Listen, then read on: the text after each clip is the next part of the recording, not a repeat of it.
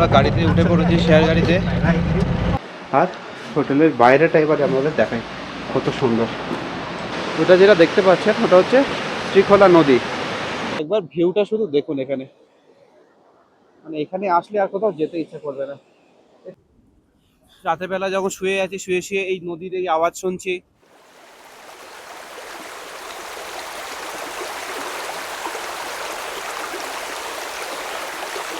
সবাইকে স্বাগত আমার নতুন ভিডিওতে। আমি হলাম আকাশ। শহরেরই কোলাহল, যান্ত্রিক জীবন আর সেই জীবন কাজের চাপে একঘেয়ে আমাদের সকলেরই হয়ে ওঠে। তাহলে আমি আজকে আপনাদের নিয়ে যাব স্বপ্নের দেশে, যেখানে নদী পাবেন, পাহাড় পাবেন, জঙ্গল পাবেন আর সবই দেখতে পাবেন হোমস্টের সেই ঘরে বসেই।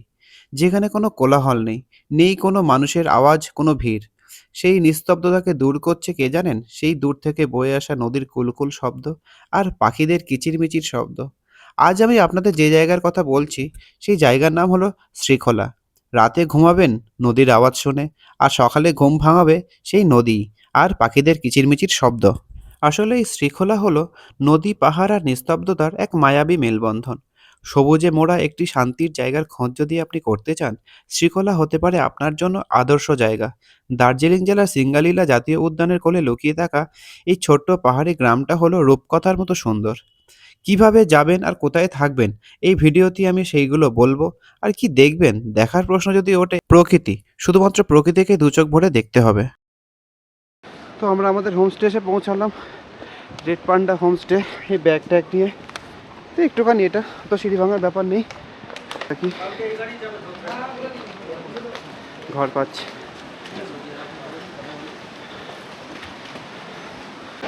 তো এই আমাদের ঘর, একটাই বিছানা, বড় বিছানা। গাছ কাটার কারণে কারেন্ট নেই। এই একটা টেবিল, ঘরটা একটু অন্ধকার হয়ে আছে, চেয়ার। এই হলো বাথরুম। আর হোটেলের বাইরেটা এবার আমাদের দেখাই কত সুন্দর।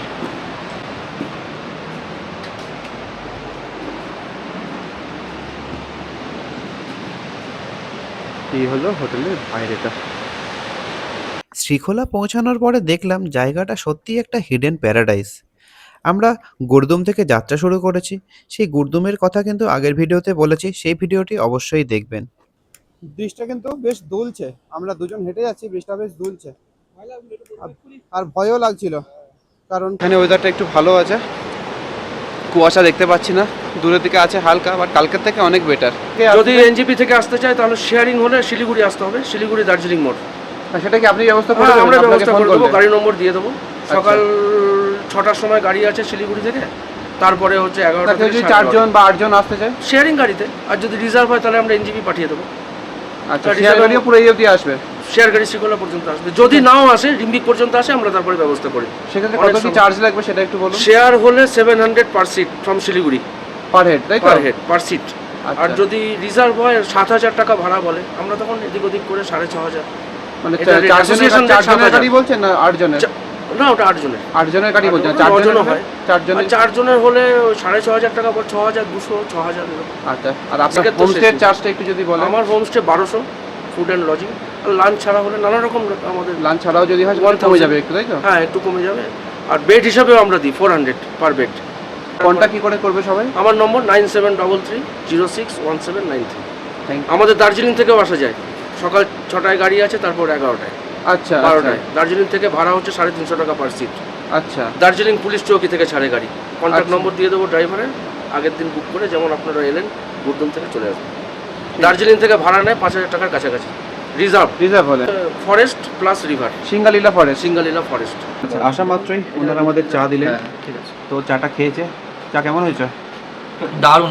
চায়ের কাপটা একবার দেখুন, কি অসাধারণ চায়ের কাপ, এত সুন্দর করে দেওয়া হয়েছে চাটা। তো চাটা খেয়ে দেখি। অসাধারণ, খুব ভালো চা হয়েছে। আমরা গরম গরম চা খেয়ে বেরিয়ে পড়লাম হোমস্টের ঠিক সামনেই। একবার ভিউটা শুধু দেখুন এখানে, মানে এখানে আসলে আর কোথাও যেতে ইচ্ছা করবে না। এটা হলো শিরিখোলা নদী। উনি যেটা বললেন, সিঁড়ির মতো ধাপে ধাপে আসছে, তাই এটা শিরিখোলা নদী, নট শ্রীখোলা। খোলা অর্থাৎ নদী, আর সিঁড়ি খোলা, সিঁড়ির মতো নামছে। এই নদীটা নাকি বর্ষাকালে প্রচন্ড খারাপ রূপ ধারণ করে, এখন তো একরকম সুন্দর, আর ঘরে বসেই এই জলের আওয়াজ শোনা যাচ্ছে। এই নদীটা গিয়ে সোজা মিশেছে তিস্তা নদীতে। অসাধারণ অপূর্ব নদী। দূরে দূরে অনেক হোমস্টে আছে, তবে আমরা যে হোমস্টেতে আছি সেটাও কিন্তু খুব সুন্দর, একটা সাইট সিন হিসাবে নিয়ে নিয়েছে। মানে ধোত্রেতে হয়তো আসছে, ধোত্রে থেকে এখান থেকে গাড়ি করে চলে এলো রিমবিক হয়ে, এখান থেকে হয়তো 1-1.5 ঘন্টার ব্যাপার, এসে জাস্ট এখান থেকে ঘুরছে, আবার দিনের দিন বেরিয়ে যাচ্ছে। এখানে নাইট স্টেটা করছে না। অর্থাৎ এখানে যে নদী, এই নদীটা দেখা, নদীর পাশে বসা, এই নাইট স্টেটা এখানে করছে না, আর এখানে কেউ থাকছে না, আশপাশটা এখানে কেউ ঘুরে দেখছে না। তো উনি যেটা বললেন, যে আমার মনে হয় এখানে এসে একদিন থাকা, মেন্টাল স্যাটিসফ্যাকশন অনেকটাই, খুবই ভালো লাগবে। দারুণ জায়গা, একবার তো আসা যেতেই পারে, আর আসলে কিন্তু অবশ্যই থাকতে হবে। না থাকলে কিন্তু এই জায়গার অরিজিনাল সৌন্দর্যটা আপনি উপভোগ করতে পারবেন না। একবার হলেও এখানে আসবেন। এই যে আমি দাঁড়িয়ে আছি, আমার পেছনে ঠিকই নদীটা, অসাধারণ সুন্দর নদী। শহরের কোলাহল থেকে দূরে এই জায়গাটি আপনাকে শেখাবে আসলে শান্তি কী। শ্রীখোলা শুধু একটা ডেস্টিনেশন নয়, এটা একটা অনুভূতি। এই শ্রীখোলা সমুদ্রপৃষ্ঠ থেকে প্রায় 7,000 ফুট ওপরে অবস্থিত, এবং আপনি যদি রিম্বিক মানেভঞ্জন হয়ে আসেন তাহলে প্রায় 120 কিলোমিটার দূরত্ব অতিক্রম করতে হবে। আচ্ছা, কাঠের ব্রিজটার দিকে যাচ্ছি এখন। যে ব্রিজটা নাকি ভেঙে গেছিল, যে কারণে এখন পাশের ব্রিজটা করা। একটু ব্রিজটা দেখাই। ব্রিজটা কতটা হাওয়া হচ্ছে সেটাও বুঝতে পারছেন।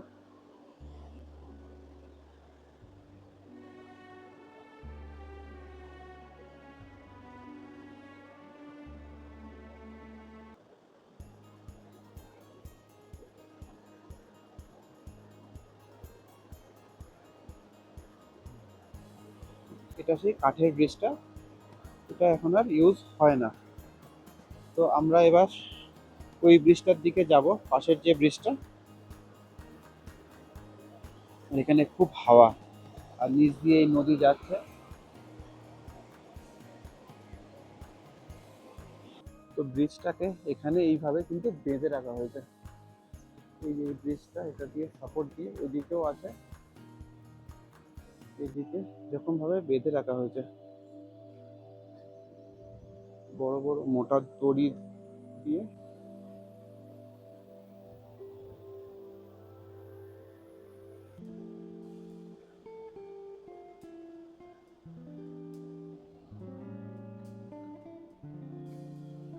এই হলো ব্রিজটা। এই ব্রিজটা নতুন করে করা হয়েছে ওটা ভেঙে যাওয়ার কারণে। হাওয়াটা একবার দেখুন, কত জোরে হাওয়া হচ্ছে। ফাঁকা জায়গা, আর হাওয়াটা কিন্তু একদম ঠান্ডা হাওয়া।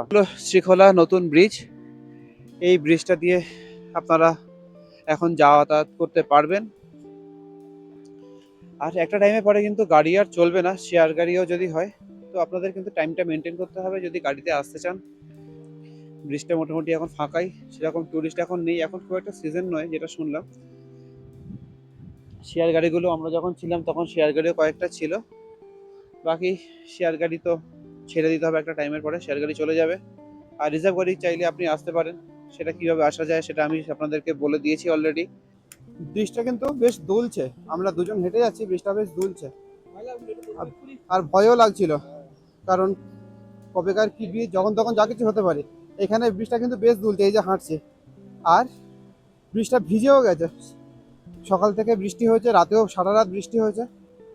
ভয় লাগার মতোই, কারণ এটা অনেক পুরানো, এখন আর মেনটেনও হয় না। আর পাশেই আসল ব্রিজটা, এখন নতুন যেটা হয়েছে।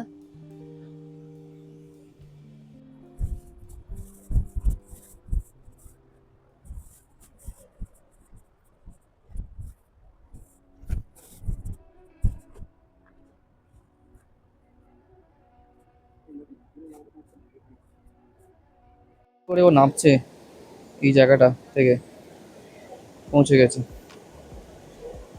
তো নদীটার নাম শিরিখোলা। এই হলো শিরিখোলা নদী। এখানে কিন্তু পাথর, এখানে দেখে একটু নামতে হবে। এইখানেই আজকে লাস্ট দিন আপাতত।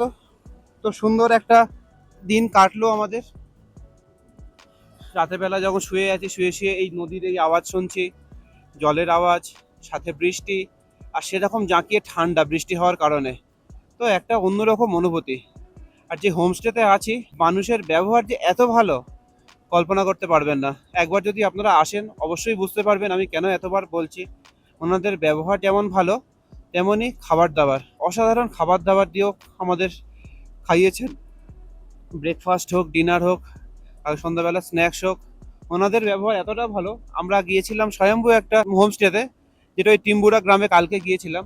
তো যখনই শুনলো আমরা রেড পান্ডা থেকে গেছি, আমাদের চা খাইয়েছিল বলতে আমরাই চা চেয়েছিলাম, এত ঠান্ডা লাগছিল বলে।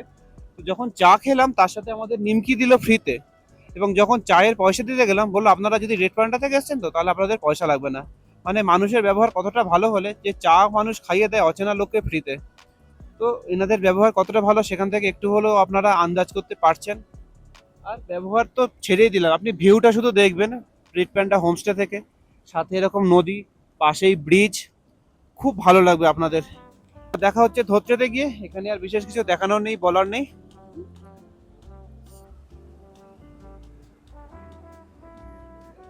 আকাশ এই পরিষ্কার হচ্ছে, এই মেঘ করছে, এই কুয়াশায় ঢাকছে, ওই দূরের দিকে কুয়াশা মেঘ ভেসে যাচ্ছে, ঝিরঝির করে বৃষ্টি এখনো কন্টিনিউ পড়ছে, বৃষ্টি কিন্তু থামেনি, আর কখনো কখনো বেশ জোরে বৃষ্টি হচ্ছে। তো আমাদের লাঞ্চ চলে এসছে, ভাত, আলু ভাজা, এদিকে স্যালাড, চাটনি, ভাত, আলু ভাজা, সয়াবিন, ডাল, আর সাথে ডিম কষা, একেবারে বাঙালি ঘরোয়া খাবার। পোস্ত আলু ভাজা, এটা বল। আলু পোস্ত ভাজা, হ্যাঁ। তো খুব খিদে পেয়েছে, এখন খাবার শুরু করা যাক। পকোড়া, সাথে স্যালাডও দিয়েছেন, স্যালাড নাই কি সসও দিয়েছেন। কেমন হয়েছে? দারুণ শখ, এই চাটার ফ্লেভারটা আমার তো লাগবেই কোথা থেকে কেনা। তো রাত্রি যখন 8টা বাজে, এখানে হোমস্টেতে 8টা মানে অনেকটাই, আমরা এলাম ডিনার করতে। তো বলেছিলাম খুব কম খাবো, আর একটু কম করে খাবারের মধ্যে ওনারা দিয়েছেন ভাত, ডাল ওখানে আছে, বেগুন ভাজা, এখানে আলু ভাজা, সাথে ফুলকপি, পাঁপড় আর চিকেন, ওইদিকে আছে স্যালাড। বাইরে হচ্ছে প্রচণ্ড বৃষ্টি, সাথে মেঘ ডাকছে, বাজ পড়ছে। তাড়াতাড়ি ডিনার করে এবার শুয়ে পড়বো, বাইরে বৃষ্টি আর প্রচণ্ড ঠান্ডা।